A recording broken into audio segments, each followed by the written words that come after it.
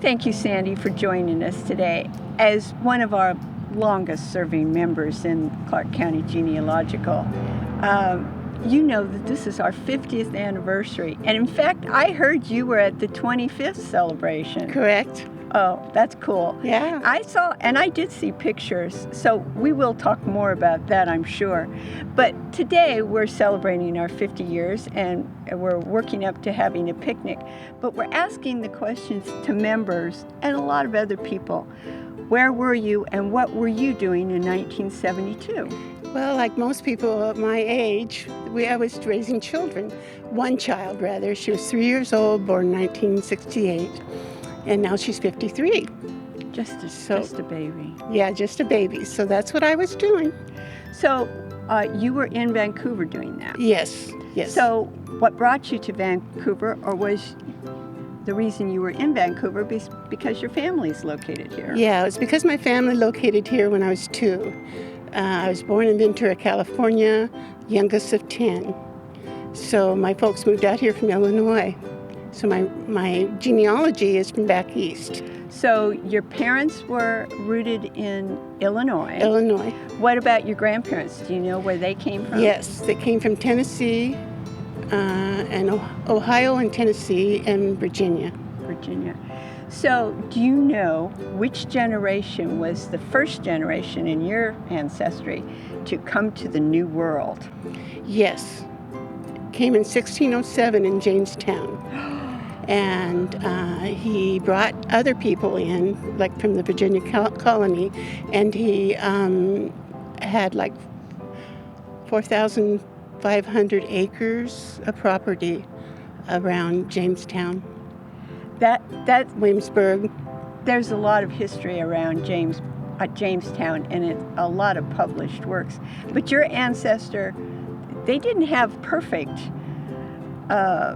beginnings. There were a lot of tragedies. Correct. Your ancestors survived and had 5,000 some acres? Correct. He did not survive very long. His wife remarried, and she married an Isham.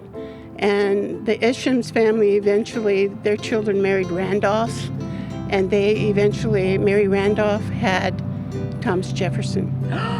So my DNA and Thomas Jefferson are aligned. Correct. Oh, what a fascinating piece of history. That's on my dad's side. That's amazing. Yeah. Well, you know, in our society, we have lots of meetings and get-togethers, but that is a huge topic these days, the DNA, and we have been sharing in with speakers and get-togethers this whole DNA. Do you think that has changed your research, your family research, or did it confirm what you knew on paper? It confirmed. Yeah, no, it didn't change it any, because when I do my research, I go and get the documentation. I go to the courthouses, I go to the libraries or the historical societies. I do research.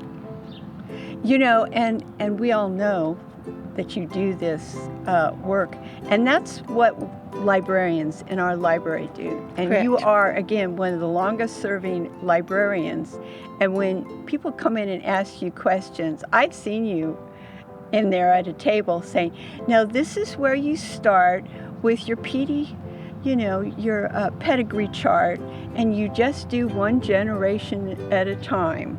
I think the rest of us learned that from you. Yeah, well, I learned a lot from people in the past. Yeah. And when I started, I became a member here in 1980. And when I started, I learned from a lot of people that encouraged me. And one of them was one of our founders, Margaretta Zimmerman. And so she really did encourage me to do what I wanted to do for my research. And all I cared about was to get a book in the Library of Congress that I was a DAR. Oh, you did that, didn't you? And that's the only thing I wanted. I wanted to pass that on to my children. But you've done a whole lot more than that. Oh, yeah. Yeah. Thank you for being here today, Sandy. You're very welcome. I'm proud of our society, and I think it will, help so many other people, not just to know what to do, how to do genealogy, but how to know what your ancestors lived like. how special they were for you to be here. I think Yeah. it's special too that we also share our stories like you are today. Well, thank you. Thank you.